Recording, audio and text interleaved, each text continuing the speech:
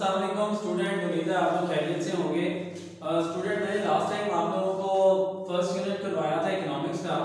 आज welcome back, इसमें दोबारा वापस आते हैं यूनिट 1 के ऊपर इकोनॉमिक्स पे। यूनिट 1 के अंदर इकोनॉमिक्स में हमारे कुछ क्वेश्चन रहते थे जिनमें हम लोगों ने पहले किया था एडम स्मिथ का क्वेश्चन, एल्फ्रेड मार्शल का क्वेश्चन और रोबिन्स का क्वेश्चन। अच्छा, आपके आईकॉम इंटर लेवल के अंदर आपको रोबिन्स का और एल्फ्रेड मार्शल का क्वेश्चन इन दोनों में से बहुत ज्यादा आते हैं। दोनों थ्योरीज में से मतलब बहुत ज्यादा वो क्वेश्चन आते हैं, पहले चैप्टर में से लोग इनमें से आते हैं। लेकिन उसके अलावा कुछ ऐसे क्वेश्चन हैं जो पहले चैप्टर में हम लोग इग्नोर कर देते हैं, लेकिन बहुत आसान चैप्टर है जिनमें कुछ मतलब शॉर्टली मैं आप लोगों को इनके बारे में बता देता हूँ, जिनमें आप काफी ज्यादा डाटा खुद से भी लिख सकते हैं। मतलब खुद से बना के जो भी इसमें कॉन्सेप्ट चाह रहे हैं उसी को मद्देनजर रखते हुए आप लोग लेक्चर को सुन लीजिएगा और उसके बाद आप इजीली अपने वर्ड्स में इसको एक्सप्लेन कर सकते हैं। तो हम लोग टाइम वेस्ट किए बगैर आते हैं बैक टू द लेक्चर की तरफ। हमारा आज का टॉपिक है is economics is the science और आर्ट। ये हमारे पास चैप्टर नंबर 1 का 4th क्वेश्चन बन जाएगा। ठीक है, ये यूनिट 1 जो आप लोगों के पास प्रिंसिपल ऑफ इकोनॉमिक्स की बुक है उसका क्वेश्चन नंबर 4 बन जाएगा। अच्छा, हमें पहले ये बताना कि क्या इकोनॉमिक्स एक साइंस है या आर्ट। तो हमें ये जरूरी है जानना कि हम लोगों को दो चीजों के बारे में पहले पता होना चाहिए।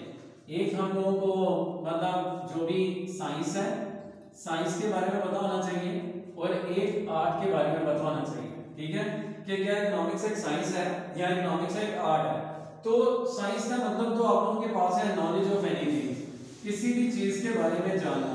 नॉलेज ऑफ एनीथिंग, किसी भी मतलब चीज के बारे में जानना या उसके बारे में इंफॉर्मेशन होना, उसे हम लोग कहते हैं कि नॉलेज है। ठीक है, अब नॉलेज भी हम लोगों के पास आगे फर्दर दो कैटेगरीज में आ जाता है।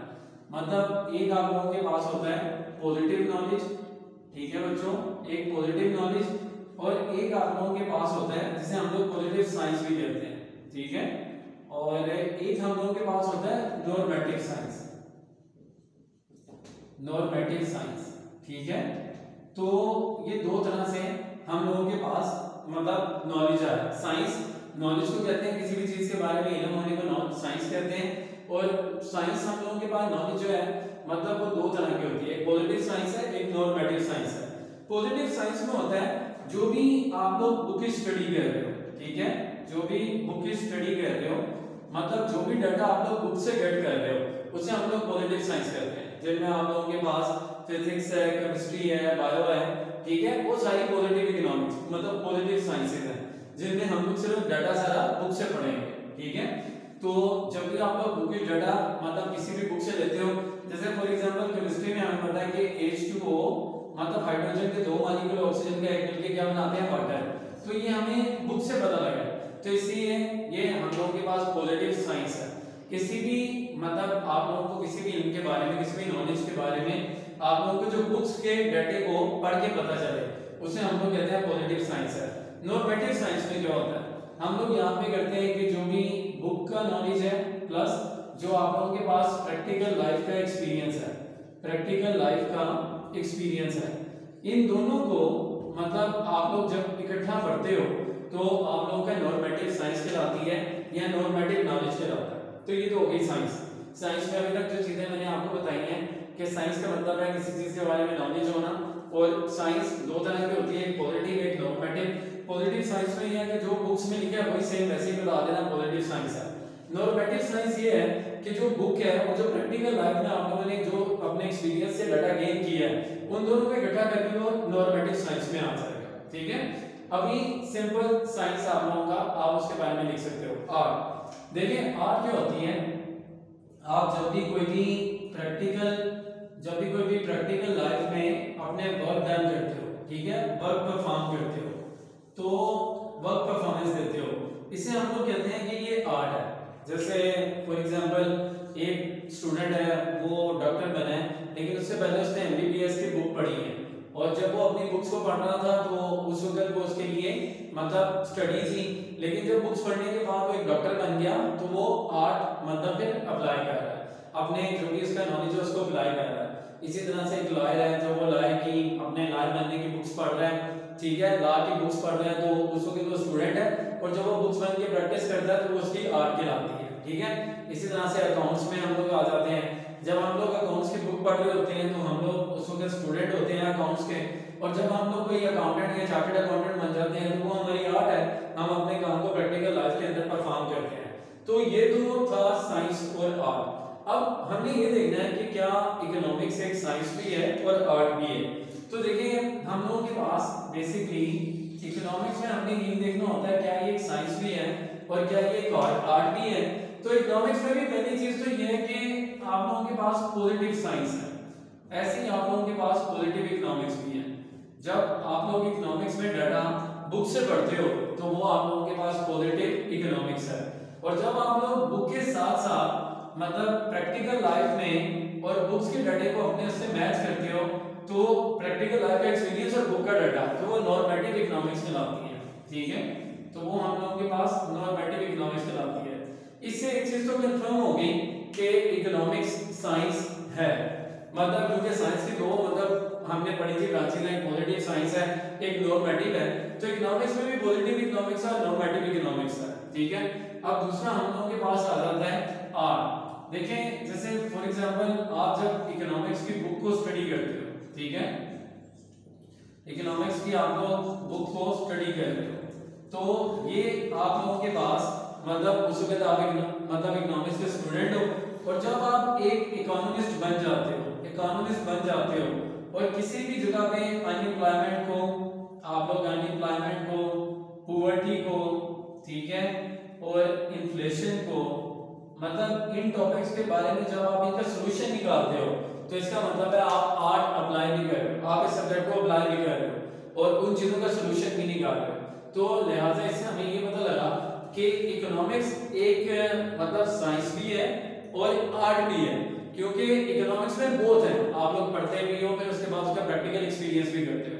ठीक है, और प्रैक्टिकल लाइफ में फिर उसके आप लोग सॉल्यूशन भी चेक करते हो। ठीक है, तो ये एक छोटा सा क्वेश्चन है, आप लोग बस इसको याद रखिएगा। इसको हम लोग कहते हैं कि इकोनॉमिक्स एक साइंस भी था और आर्ट भी था शॉर्टली। बाकी आप इसका डाटा कुछ अपनी बुक से गेन कीजिएगा। नेक्स्ट इसी का टॉपिक है जो कि हम लोगों के पास क्वेश्चन नंबर 5 आएगा, वो आएगा लॉज ऑफ इकोनॉमिक्स का कंपैरिजन विद अदर लॉज के साथ, वो मैं अभी करवाता हूं। ठीक है जी बच्चों, पहले मैंने आप लोगों को जो करवाया अभी वो करवाया था कि इकोनॉमिक मतलब साइंस है कि आर्ट है। अब एक और हम लोगों के पास क्वेश्चन नंबर 5 आ रहा है, यूनिट 1 से ही है। ठीक है, चैप्टर नंबर 1 के ही है, तो कभी ये भी आ सकता है लेकिन बहुत कम पेपर में आता है, तो लेकिन फिर भी मैं आपको करवा देता हूँ। इसमें ये होता है कि लॉज ऑफ इकोनॉमिक्स का कंपैरिजन विद अदर लॉज के साथ, या लॉज ऑफ इकोनॉमिक्स को कंपेयर करें विद अदर लॉज के साथ। अब अदर लॉज कौन से हैं उनके बारे में पहले हमें आइडिया होना चाहिए कि अदर लॉज कौन से हैं। तो सबसे पहले हम लोग आइडिया लेंगे अदर लॉज कौन से हैं और फिर इकोनॉमिक लॉज के साथ उसका कंपैरिजन बताएंगे। अच्छा, अदर लॉज में जो दूसरे कानून हैं कौन से हैं, मतलब एक आता है गेम लॉज या स्पोर्ट्स लॉज, तो एक आता है आप लोगों के पास गवर्नमेंट लॉज, एक आता है रिलीजियस लॉज, एक आता है सोशल लॉज। ठीक है, देखिए हम लोगों के पास बहुत से कानून हैं जिनमें कुछ खेलों के कानून हैं, मतलब गेम लॉज। तो आप लोगों को मालूम है कि हर गेम के अंदर कोई ना कोई रूल्स एंड रेगुलेशंस को फॉलो किया जाता है। जैसे फुटबॉल है उसके अंदर कुछ फॉरवर्ड होते हैं, कुछ लोग उसके अंदर डिफेंडर होते हैं और एक गोलकीपर होता है। तो मतलब अब वो चीजें अपनी जगह चेंज नहीं करते, मतलब जो जो जिसकी जगह जहाँ पे सेट की जाती है वो लोग वहीं पे रहते हैं। ठीक है, गोलकीपर जो है वो फॉरवर्ड के साथ नहीं भागता और ना ही वो मतलब डिफेंडर के साथ भागता है, तो मतलब लॉज उनके मतलब सेम है। और जो भी उनको रूल्स बताए जाते हैं कि फुटबॉल को हाथ नहीं लगाना, किसी को आपने इंजर नहीं करना, तो ये चीजें भी मतलब गेम लॉज के अंदर, स्पोर्ट लॉज के अंदर बताई जाती है। तो इसका मतलब है कि गेम लॉज ऐसे कानून हैं जिनको मतलब आप लोग कानून को अगर अपने माइंड में रखोगे तो फिर वो आप लोगों के गेम जो है प्रॉपर वो होगी। ठीक है, तो ये रूल्स एंड रेगुलेशन है और अगर कोई इसको ओबे नहीं करता तो जाहिर बात है उससे ग्रीन कार्ड, येलो कार्ड या कुछ भी कार्ड वगैरह शो करके उस पर पेनल्टी की जाती है या उसे गेम से बाहर निकाला जाता है। तो ये पहले गेम लॉज है। ठीक है, मतलब हर गेम के कोई ना कोई लॉज होते हैं, वो अपने रूल्स एंड रेगुलेशन के मुताबिक वर्क करती है और मतलब अगर कोई उसके रूल्स एंड रेगुलेशन के अगेंस्ट जाता है तो उस पर पेनल्टी होती है। ठीक है, दूसरा आता है गवर्नमेंट लॉज। गवर्नमेंट लॉज में आता है कि कुछ हुकूमत के कानून हैं, गवर्नमेंट का फर्ज है कि वो आप लोगों को ट्रैफिक के मतलब जो भी आप लोगों के रूल्स एंड रेगुलेशन है ट्रैफिक के उनको कंट्रोल रखे, किलिंग इंजरीज को कंट्रोल रखे और लोगों की हेल्थ एंड सेफ्टी को कंट्रोल रखे। ठीक है, तो अब उसके लिए मतलब पहले अगर मैं आपको गवर्नमेंट लॉज में तो ठीक है। तो उसके ऊपर जाहिर बात है जब कोई फाइन पे करना पड़ता है गवर्नमेंट को, चालान वगैरह। तो इसलिए आप लोग यहाँ से ये भी इसमें मतलब ये गवर्नमेंट लॉज को भी उसके भी रूल्स एंड रेगुलेशन है और हर बंदे पे पब्लिक पे उसको ओबे करना, उसको फॉलो करना लाजमी है। अगर कोई फॉलो नहीं करता उन रूल्स एंड रेगुलेशन को तो उस पे फाइन या पेनल्टी होती है, ठीक है। उसके बाद आता है रिलीजियस लॉज। रिलीजियस लॉज के ऊपर कोई पेनल्टी वगैरह तो नहीं है, जैसे आप लोग 5 वक्त की नमाज पढ़ेंगे, दुनिया में कोई इसके ऊपर पेनल्टी नहीं है। जैसे कोई मुसलमान है तो सेम प्रेयर 5 वक्त की नमाज पढ़ेगा और keeping the fast in the month of Ramzan, और रोजे रखेगा मतलब वो रमजान के महीने में, और इसी तरह वो ज़कात देगा, इसी तरह वो मतलब जो भी 5 वक्त की नमाज वगैरह पढ़ेगा, सेज प्रेयर 5 टाइम, ठीक है। और अगर वो क्रिश्चियन है कोई तो वो अपनी चर्च वगैरह में जाएगा, और अगर कोई किसी और रिलीजन से है तो वो अपने जो भी उनके होली प्लेसेस है वहां पे जाएगा, वहां पे प्रेयर वगैरह के लिए जाएगा। तो ये इनको हम लोग कहते हैं रिलीजियस लॉज। ये रिलीजियस लॉज मतलब होते हैं मजहबी कवानीन, ये आपके मजहब के वजह से आप लोगों के ऊपर होते हैं, आपको फॉलो करने होते हैं। अगर आप इन्हें फॉलो नहीं करते तो आपके गॉड अल्लाह आप लोगों को मतलब उसकी पनिशमेंट करते हैं, ठीक है। तो उसकी सजा हमें फिर बाय द गॉड मिलती है, बाय द अल्लाह मिलती है। तो ये फिर एक रिलीजियस लॉज है। एक आता है सोशल लॉज, यानी कि माशरे की भी कुछ कवानीन है, मतलब आप दूसरों की रिस्पेक्ट करें, चिल्ड्रन की रिस्पेक्ट करें, ओल्डर की रिस्पेक्ट करें, आप लोग जो मतलब यंगर है उनको प्रमोट करें, तो आप लोग हर किसी की इज्जत करें, हर किसी की रिस्पेक्ट करें और माशरे के अंदर लोगों को इज्जत दें। तो ये भी बड़ा जरूरी है। सोशल लॉज के भी रूल्स एंड रेगुलेशन है, अगर आप इसको फॉलो करते हो तो इसका भी रिवार्ड आप लोगों को बाय गॉड ही मिलता है, ठीक है। तो इनका भी रिवार्ड आपको अल्लाह की तरफ से मिलता है। तो ये भी है सोशल लॉज, तो इनके भी रूल्स एंड रेगुलेशन होते हैं। अगर कोई इसको ओबे नहीं करता तो उसकी पेनल्टी वगैरह मतलब वो उसको by the grace of by the मतलब वो अल्लाह की तरफ से मिलती है। फिर अब हम लोगों ने ये तो पढ़ लिए सारे लॉज, इनका कंपैरिजन है इकोनॉमिक लॉज के साथ। देखिए इकोनॉमिक लॉज जो होते हैं, इकोनॉमिक के भी लॉज के कुछ रूल्स एंड रेगुलेशन हैं, और इकोनॉमिक्स में जो रूल्स एंड रेगुलेशंस हैं वो दो चीजें हैं, एक असम्पशंस मतलब उनके मफरूजात और एक लिमिटेशंस मतलब उनकी हदूद, ठीक है। तो कोई भी अगर इकोनॉमिक का लॉ बनता है, जैसे लॉ ऑफ डिमांड है तो उसकी कोई असम्पशन लिमिटेशन है, law of diminishing marginal utility है उसकी भी कोई असम्पशन और लिमिटेशन है, लॉ ऑफ सप्लाई है असम्पशन लिमिटेशन लॉ, मतलब कोई भी लॉ इकोनॉमिक्स में बनाया जाता है तो उसकी कोई ना कोई असम्पशन और लिमिटेशंस होती हैं। जिस तरह ये दूसरे लॉज में रूल्स एंड रेगुलेशन है, इकोनॉमिक्स में वो रूल्स एंड रेगुलेशन असम्पशन और लिमिटेशंस हैं। तो यहाँ से एक बात हमें कंफर्म हो गई कि economic laws are same as with other laws, because इनमें भी रूल्स एंड रेगुलेशन है लेकिन वो असम्पशंस और लिमिटेशंस के तौर पे हैं, मतलब मफरूजात और हदूद के तौर पे डाले गए हैं, ठीक है। क्योंकि अगर आप ये असम्पशंस और लिमिटेशंस को फॉलो करोगे तो आपका वो कानून मतलब अप्लाई होगा, वो लॉ आपका अप्लाई होगा, और अगर आप ये असम्पशंस और लिमिटेशंस को रूल्स को फॉलो नहीं करोगे तो फिर वो आपका लॉ अप्लाई नहीं होगा, ठीक है बच्चों। आई होप आप लोगों को ये वाला क्वेश्चन भी आसान लगा होगा। अब एक लास्ट इसका एक क्वेश्चन है जो कि आप लोगों के पास है, इंपॉर्टेंस ऑफ इकोनॉमिक्स, ठीक है। वो लास्ट क्वेश्चन है इसी चैप्टर का, तो मैं कोशिश करता हूँ इसी लेक्चर में आपको बता देता हूँ ताकि आपका पहला यूनिट पूरा ओके हो जाएगा, ठीक है जी बच्चों। हम लोगों के पास यूनिट 1 का लास्ट क्वेश्चन है, शॉर्टली मैंने कहा ये भी आप लोगों को बता देता हूँ तो हमारा यूनिट 1 जो है पूरा कंप्लीट हो जाएगा और आपको एक जनरल आइडिया इसके बारे में मिल जाएगा। देखिए ये वाला क्वेश्चन है इंपॉर्टेंस ऑफ इकोनॉमिक्स, ठीक है। फॉर कॉमन स्टूडेंट भी कह सकते हो, यहाँ आगे आप importance of economics for student भी कह सकते हो, यहाँ आगे scope of economics, importance of economics, ठीक है। तो इकोनॉमिक्स की अहमियत क्या है, मतलब कहाँ पे हमें मतलब इकोनॉमिक्स जो है माशियात के बारे में मतलब हमें पता होना चाहिए, ठीक है। देखिए सबसे पहले आता है वो गवर्नमेंट, हुकूमत को। देखिए जाहिर बात है जो भी कोई किसी कंट्री की गवर्नमेंट है उससे गवर्नमेंट ने डेवलपमेंट करनी है, कंट्री की ग्रोथ करनी है, तो उसने नेशनल इनकम के बारे में देखना है और उसने फिजिकल मॉनेटरी पॉलिसी को देखना है। तो मतलब आप लोगों के पास जो भी गवर्नमेंट है उसने मतलब इकोनॉमिक्स के मतलब जितने भी पॉइंट ऑफ व्यू हैं, अगर गवर्नमेंट को सारों को साथ लेके चलना है और जितनी स्ट्रॉन्ग मतलब उसका इकोनॉमिस्ट होगा गवर्नमेंट का और जितना वो मतलब स्टेबल होगा और जितना वो अच्छा मतलब इकोनॉमिस्ट होगा उतनी वो कंट्री मतलब डेवलप भी होगी, उसकी ग्रोथ भी होगी और उस कंट्री में एक्सपोर्ट इंपोर्ट भी बढ़ेगी, ठीक है। तो ये था फॉर गवर्नमेंट के लिए। अब दूसरा आता है फॉर पॉलिटिकल पार्टीज।